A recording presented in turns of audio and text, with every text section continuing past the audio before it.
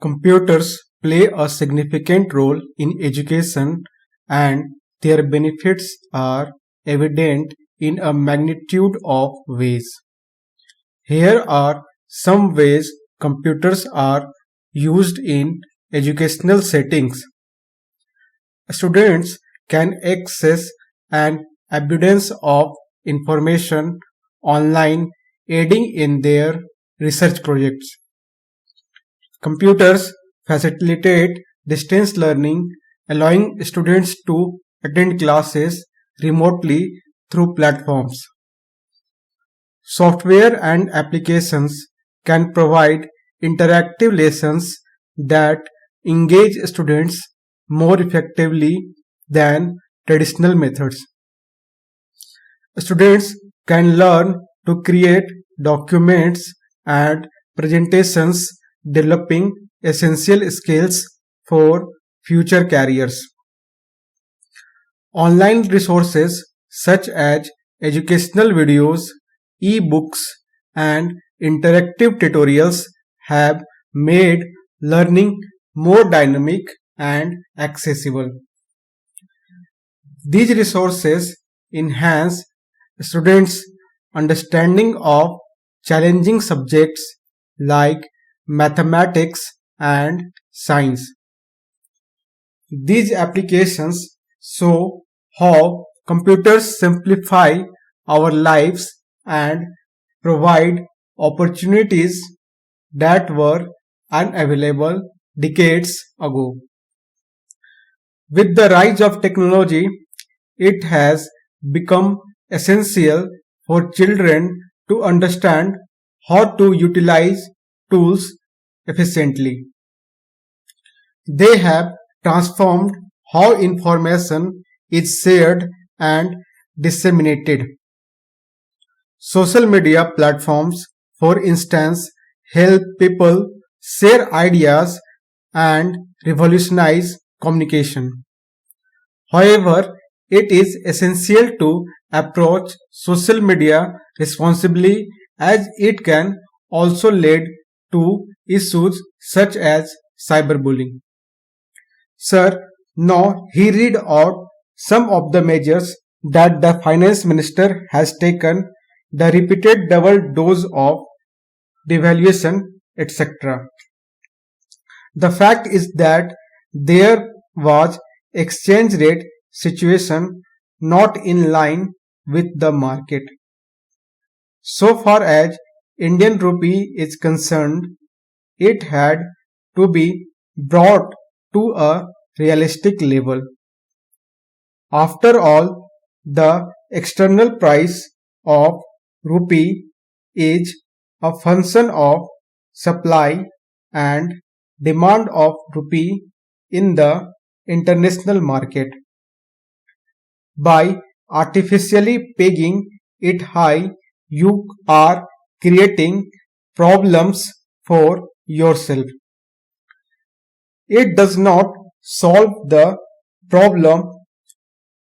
Of course, under the floating exchange rate situation, the price gets adjusted parity, but it needed realignment substantially and what you call double dose. Of course, there were two steps, and perhaps it could have been done in the first steps. I concede that point. Maybe the finance minister wanted to have your reaction first and then go about it further. But ex post facto judgment is the exchange value of rupee is more realistic today. Are you suggesting that it should have been retained at the same level? Reflect on that and react. You have talked about fertilizer subsidy. Let us face this fact. The fertilizer subsidy was a load on the economy. Subsidies must have economic rationality, and all steps which you take may have historical rationality at some point. But simply because you give one, they do not remain rational. They become irrelevant, and the fertilizer subsidy is a good case where initially it was needed.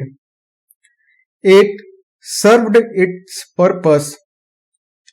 It has delivered, among other things, a kind of vibrant rural economy in the Green Revolution area. But let us go deep into that. What is now the productivity of the rural sector in the Green Revolution? The prime beneficiary of the fertilizer subsidy. The statement is a brief report for the information of Parliament on my visits to the US in May 1964 and the USSR. During August-September 1964, the object of my visit to the US was to secure material and financial assistance for the implementation of India's 5-year defense plan covering the period April 1964 to March 1969, to which I had made a reference during the debate on the demands for grants of the Defense Ministry in March 1964. There was also a long-standing invitation from the US Defense Secretary to visit the US to discuss problems of mutual interest. I also received letter and invitation from the Defense Minister of USSR.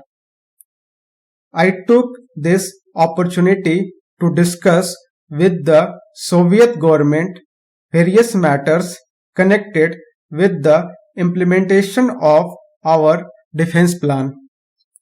The task of re-equipping and modernizing our armed forces is a very stupendous one. In order to ensure systematic development of our defense potential in the light of the threat facing the country. Earlier this year, we prepared a 5-year defense plan. The programs of modernization of the defense forces and improvement of facilities for logistic support of the armed forces would call for additional outlays on defense. The increase in terms of internal resources will be of the order of about 10 to 12% over the current level of defense expenditure. But the total requirement of foreign exchange for the defense plan has been assessed at about 3 times the normal allocations which can be made to defense from our own export earnings. The major constraint, therefore, which affect the implementation of the defense plan is the availability of foreign exchange.